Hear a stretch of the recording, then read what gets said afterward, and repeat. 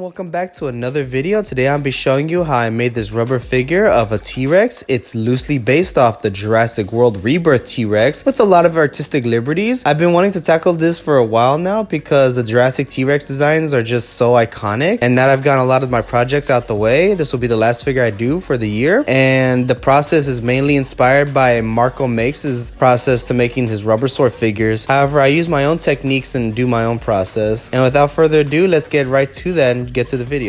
Starting things off, I make a sketch so that I have a better understanding of the design, in which case I then move on to making the wire armature so that I can get the placement of his arms, legs, and head correctly. And then I use monster clay, the gray medium clay, so that I can block out the proportions. And because this T-Rex is distinct in that it is much bulkier than all the other Jurassic T-Rexes, I really want to make sure I got the proportions correct so that she could look as big and powerful as she does in the movie. In which case, as you'll see in a little bit, I start sculpting on the musculature, and after I sculpt all the musculature and the rib cage and everything, I then move on to doing the details. And first I do the eyes. I make fake eyeballs that will fit into the mold, and that is so that when I cast it later on and I pull the casting out, there will be cavities for the eyeballs so that I can put in fake glass eyes. And then once I do that, I move on to the detailing, and I use multiple clay tools as well as saran wrap so that I could get the wrinkle texture and make it look smooth and realistic. And then I use clay stamping tools that I made out of epoxy clay, and essentially I just took a ball pointed sculpting tool and I poked it into the clay that when it cured, and then I would use it to stamp onto the clay, it would make those pebble scaling textures that the T-Rexes have. And that about does it.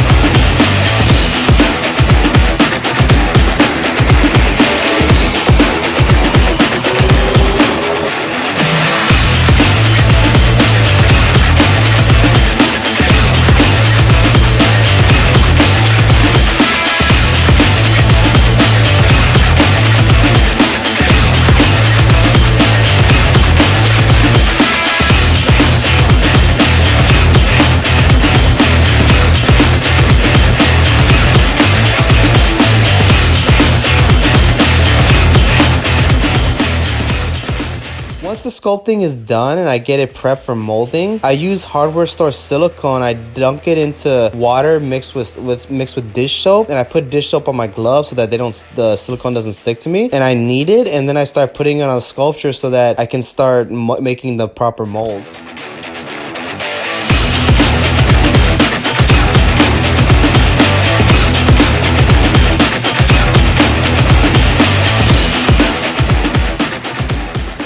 Then I create the mother mold by using plaster and burlap and putting it on top of the silicone mold. Once the mold is open and prepped and the armature is ready to go, I then start casting, and I use Polytech polyurethane rubber, and I do multiple brush castings. For the underbelly, I just do brown dyed rubber and cast and brush it onto the underside of the mold. And for the rest of the mold, I then use a mixture of the liquid rubber, brown, and some white dye that I could create a light brown coloration for the rest of the figure. And then I just do a couple brush castings, and then I seal it, and then I do a slush cast where I basically pour some more rubber into the mold, the right amount, and then I close it up and I start basically just throwing it around so that there's an equal layer of rubber created for the entire casting.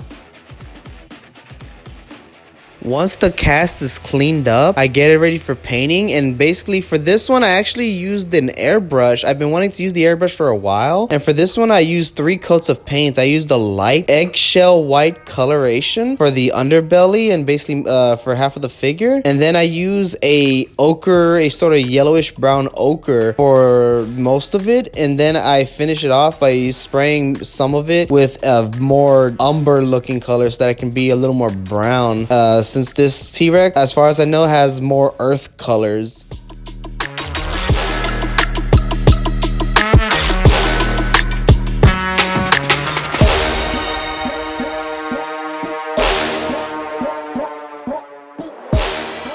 I make her claws and teeth out of epoxy sculpt and paint the claws black, and the teeth I'd use brown and yellow washes, then dry brush white. I also paint her little cheekbone stubs the same color.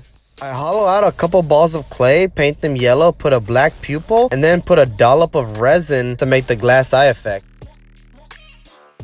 Once I paint black stripes, I'm basically done. I put a coat of Plastidip as well as a coat of UV clear resin, a gloss finish, and that's basically it.